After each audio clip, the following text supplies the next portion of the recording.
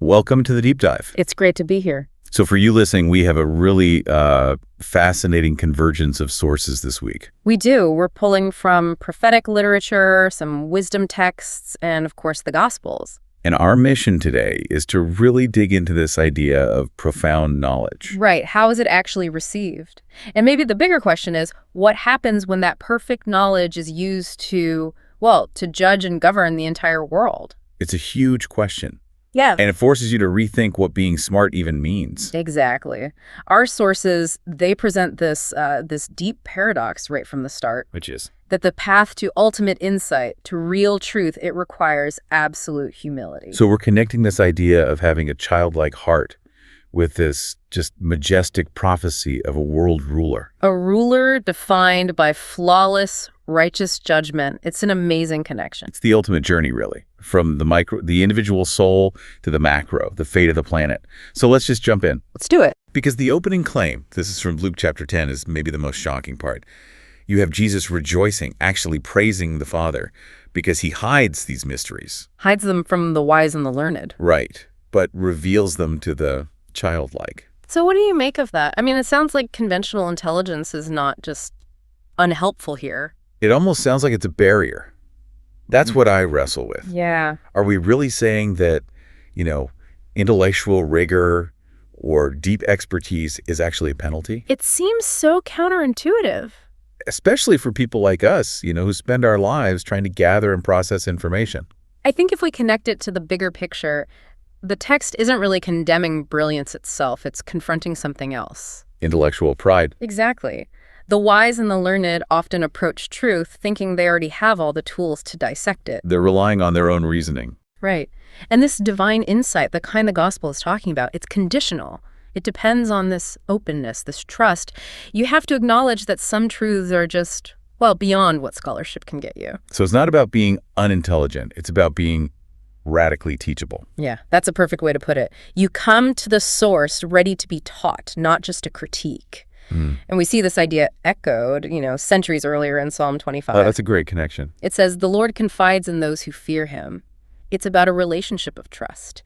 You only get that confidentiality when the right character is there. That childlike heart again, welcoming wisdom like a gift. Precisely. Simplicity and gratitude.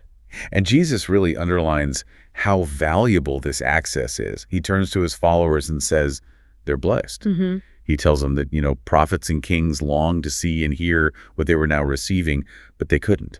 So this knowledge isn't just a trivial fact. It's the culmination of, a historical longing. It absolutely sets the stakes. Yeah. This revelation is the ultimate grace. Okay, so that brings up a question for me. If this radical humility is the condition for receiving the truth, Then who's the conduit? right, who is the necessary conduit? And that takes us right to Luke 10.22. This is the pivot point. Jesus just states it very starkly. All things have been handed over to me by my Father. And then the crucial part, no one knows who the Father is except the Son. And anyone to whom the Son wishes to reveal him. This is so critical. It is. The Son isn't just the pathway to this knowledge. He's also the model. I mean, if he's the only one who truly knows the Father, and yet he walked the earth with perfect humility. He's embodying that perfect childlike posture himself. Even while having ultimate authority. It's an incredible paradox. So that makes the transition in our sources feel really natural. We're moving from this personal revelation given by the Son's authority to the prophetic vision of what happens when that perfect wisdom takes a physical form and is applied to everyone. And for that, we have to turn to Isaiah chapter 11. Yes. And the imagery here, it's designed to convey both despair and just this radical hope. It starts so small. It doesn't start with a mighty tree. No, it starts with a shoot shall sprout from the stump of Jesse. A stump. Yeah. I mean, that suggests something that's been completely cut down, right? Yeah. The royal line of David, Jesse's house, is basically dead. It's in total decline. This ruler doesn't rise from the existing power structure. He bursts forth like new life from a ruin. So his authority isn't political in the normal sense. Yeah. It's inherent. It's divine. Exactly. And that authority is defined by a perfect spiritual endowment. Isaiah 11.2 gives us the list, the ruler's whole operating system. The sevenfold spirit. Yes, and we should spend a moment here. The number 7 in this context, it suggests completion, divine perfection. This isn't just a list of good qualities. It's total capability. It is. So first, the Spirit of the Lord. Then you get these pairs. Wisdom and understanding. Counsel and strength. And then the final pairing, which is so interesting to me. Knowledge and fear of the Lord. Knowledge and fear of the Lord. That wraps the whole package up. It does, and it bridges our entire discussion today, because look at what comes immediately after in verse 3. And his delight shall be the fear of the Lord.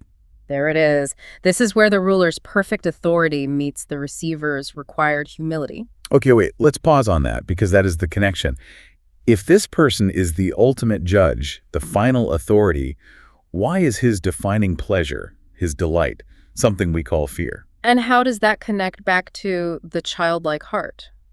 Exactly. Well, the fear being described here isn't terror. It's perfect reverence. It's perfect alignment, a total submission to the divine will. So he's always aware that he operates inside a moral order that's bigger than him. Which makes unjust action fundamentally impossible for him. Wow. So the ruler's delight in the fear of the Lord is like the perfected adult version of the childlike heart. That's a great way to think about it. The child trusts and submits because they know they're protected. The ruler acts justly because he is perfectly aligned with divine knowledge. Both postures guarantee responsiveness to true wisdom. That's the nuance. It defines ultimate power not as being autonomous, but as being perfectly morally dependent.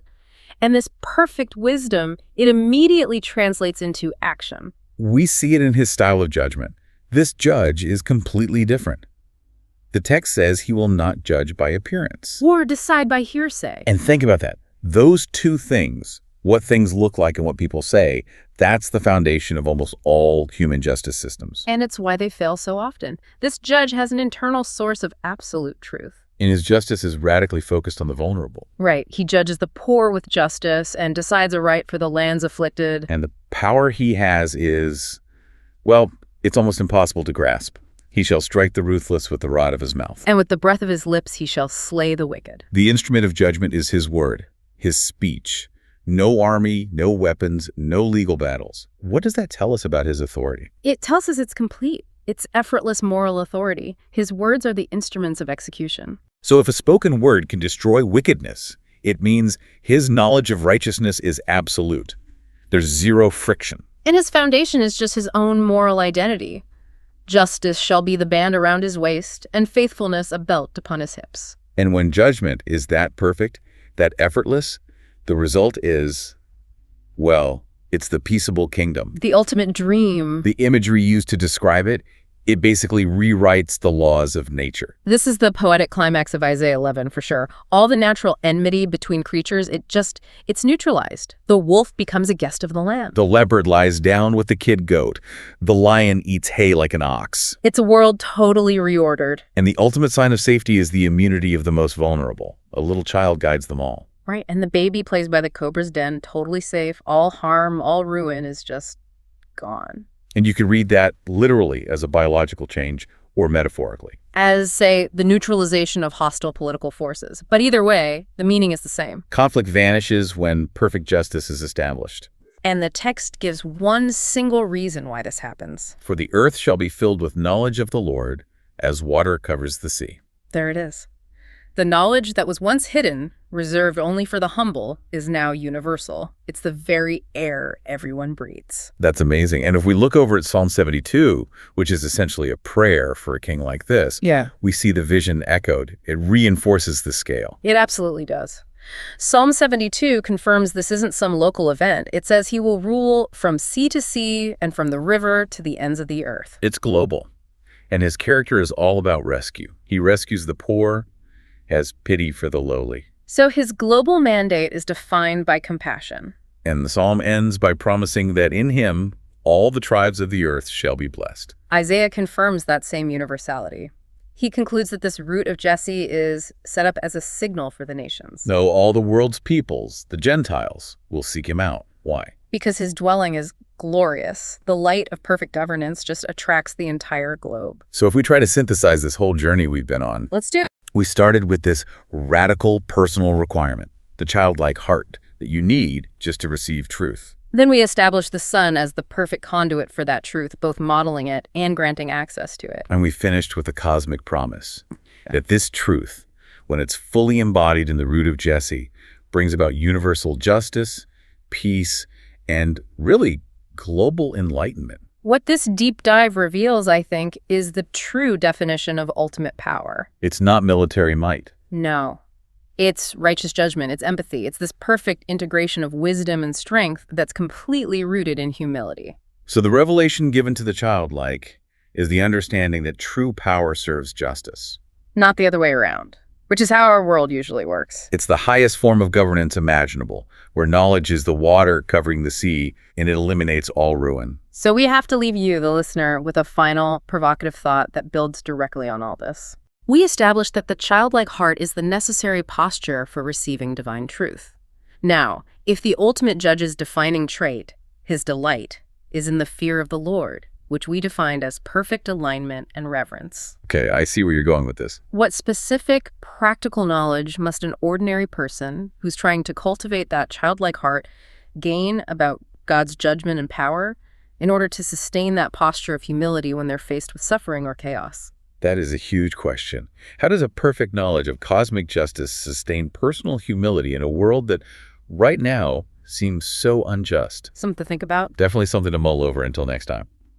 Thank you for joining the Deep Dive.